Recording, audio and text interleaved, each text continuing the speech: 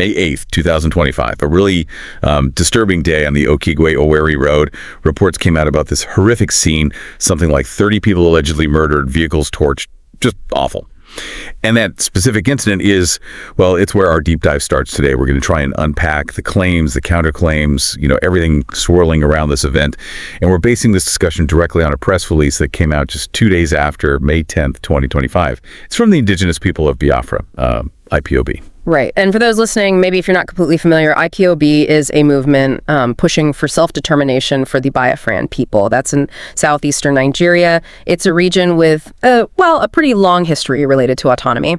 And this press release, it gives a very, very specific take on what happened on that road. And it definitely points fingers. It absolutely does. So the main question for this deep dive, and this comes straight from IPOB's statement, is who do they say is behind the Okigwe-Owerri attack? And maybe even more critically, why do they think that? What's the reasoning? Plus, there are other pretty significant allegations they make too, some really strong words aimed at Amnesty International Nigeria, which we need to look at.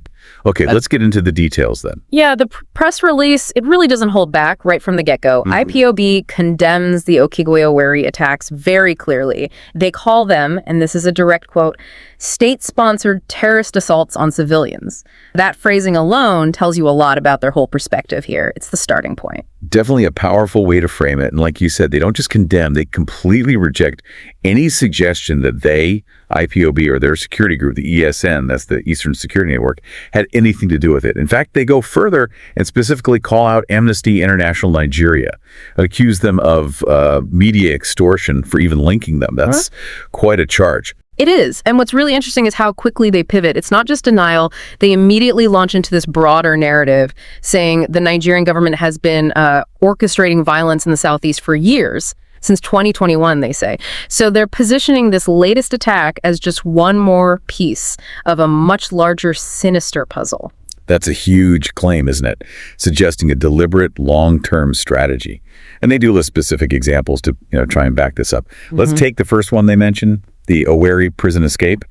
IPOB makes a point about how long that whole incident apparently took without any real intervention from security forces, even though they say there was a large security presence right there. The implication being, well, it wasn't just incompetence. Right. It suggests, from their point of view, maybe complicity or something intentional. If you connect that to this bigger narrative they're building, these aren't just random events. That alleged delay during the prison break, given the security presence they mentioned, it does raise questions for them, makes them suspicious. They also bring up Alhaji Gulak's assassination, the politician killed in Owerri. IPOB notes he was there because the governor invited him. But crucially, they say he wasn't given proper security. Again, the suggestion is maybe some level of state orchestration or at least a deliberate failure to protect within Imo State itself. Yeah, it certainly makes you wonder about the security details and the whole situation surrounding his visit and, sadly, his death. IPOB is definitely trying to build a case here, piece by piece, arguing that these seemingly separate violent acts are actually connected, part of a plan. Then they talk about the sit-at homes, which have caused so much disruption. IPOB actually claims the government hired criminals to enforce these sit-at homes really aggressively, causing violence in places like Orsu.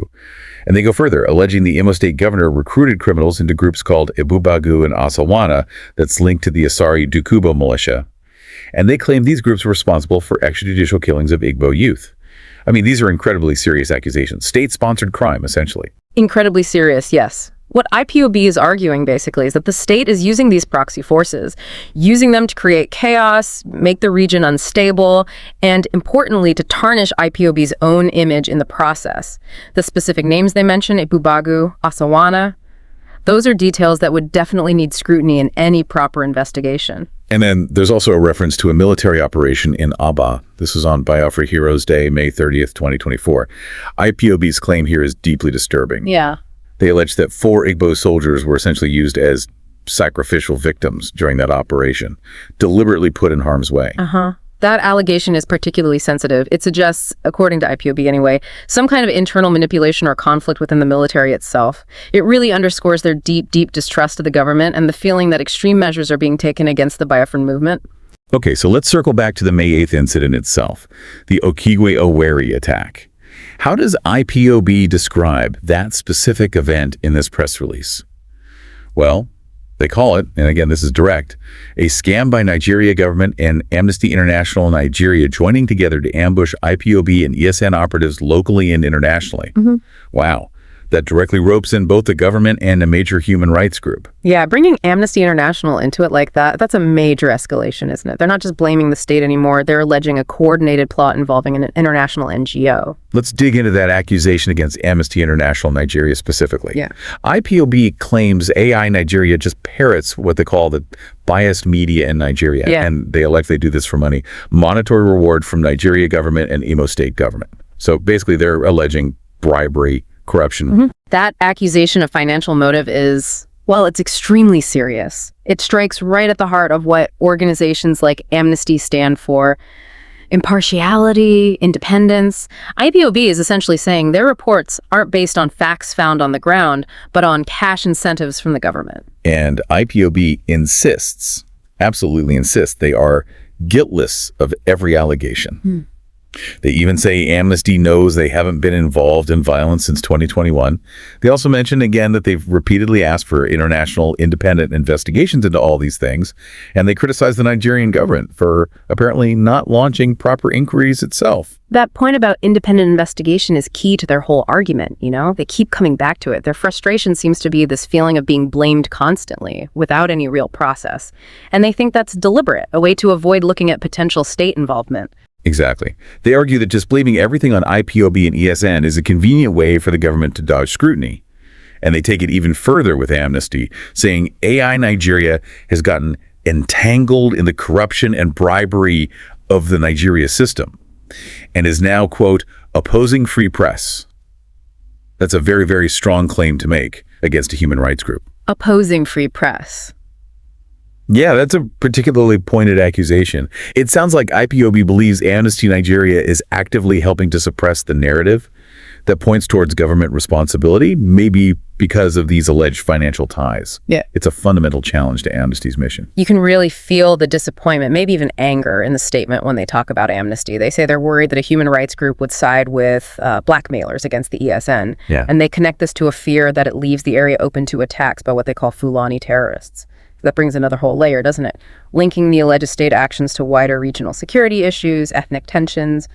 Very complex stuff. Absolutely. This is where IPOB ties their specific complaints about this incident and Amnesty into that broader context of insecurity across the region. And they're alleging government complicity, or at least negligence, regarding these other groups they see as threats. It definitely widens the scope of their accusations way beyond just this one attack. And how do they wrap up their points about Amnesty? They say the organization has diminished its credibility and that it will eventually face disgrace. Pretty final, condemning words. Yeah, it sounds like a complete loss of faith from IPOB's side, a total breakdown of any trust they might have had in Amnesty International Nigeria. The language is harsh, signals a real sense of betrayal. Okay, let's shift slightly. What about IPOB's own stated principles? What demands do they make in this release? They start by saying, again, very clearly, that they have separated ourselves from all these claims of violence. Just reinforcing that denial, trying to draw a clear line between themselves and the violence that's been happening. And then, the demand. They want an independent inquiry, not just into Okigwe, but into all these alleged state-sponsored, covert, violent acts against civilians in the southeast. And they specifically want that inquiry to look into the Okigwe attacks and the alleged role of deadly Fulani terrorists. Yeah, that call for an independent, impartial investigation is just central to everything they're saying here. They clearly want outside eyes on this, not just to clear their name, but to, in their view, expose who is truly responsible for the violence. IPOB also states, very plainly, what they see as their core mission, to safeguard Biafran lives and assets rather than to harm them. That's directly pushing back against the narrative that paints them as perpetrators of violence. Right. It's how they want to be seen, as protectors, as fundamentally opposed to causing harm within their own community. It's a crucial part of their self-representation. And they make a direct plea to the Nigerian government, too, asking them to cease the killing and destruction of innocent lives, which, again, they believe is only happening to blackmail their movement. That really highlights their core belief, that the violence isn't random, it's strategic. A tool used specifically to demonize them and weaken their support. Then there's a statement of defiance. IPOB says they will not yield to any type of extortion. It suggests they feel under immense pressure but are determined not to back down. Yeah, it's a firm stance, signaling they won't compromise, won't accept blame for things they maintain they didn't do, no matter how serious the accusations get. And finally, how do they conclude? They say the real solution to the whole Biafra question isn't violence or these alleged staged false flag operations. By false flag, they mean acts designed to look like someone else did them, right? Exactly. An act committed to pin the blame elsewhere. So they're saying the solution isn't that kind of deception or violence. Instead, it's an open dialogue regarding Biafra's freedom or a referendum. So dialogue or a referendum, that's their proposed path forward. It brings it back to their fundamental political goals, positioning all this violence and accusation as basically a distraction from what they see as the real issue and the legitimate way to solve it. Precisely. It frames their political aims as the peaceful alternative to the current cycle of violence and blame. Okay, so let's try and summarize this IPOB press release from May 10th, 2025. It paints a very specific picture following that awful Okigwe road incident. They absolutely deny any part in it. They claim the Nigerian government has been orchestrating violence in the southeast since 2021 to undermine them, and they list examples. They also level extremely serious charges against Amnesty International Nigeria, corruption, bias, being part of a plot to frame them. They demand an independent inquiry, stress their mission is protection, not harm, and say dialogue or a referendum, not violence, is the answer. Yeah, and it's so important for you listening to remember this entire deep dive, it's focused on this one source, IPOB's press release. It gives you their perspective, filled with some really heavy allegations and counterclaims about a very, very difficult and violent situation in Nigeria. It's just one side of a complex story. Which naturally leads to a question for you to think about, doesn't it? Hearing these claims laid out, what other questions pop into your head? About what's really happening in the Southeast? About the different groups involved? Or maybe just how do you personally sort through information when you encounter such starkly different stories about the same events? How do you weigh credibility? It's tough. And IPOB themselves in this release are calling for independent investigation. That search for verifiable facts from multiple angles seems crucial here. We'd encourage you to just keep the complexity in mind and the need, really, to seek out different viewpoints and evidence. These are incredibly serious matters, no doubt about it. Sensitive issues. Our goal today was just to walk through IPOB's statement, their perspective, right after that terrible Okigwe incident, to help understand where they're coming from in their own words.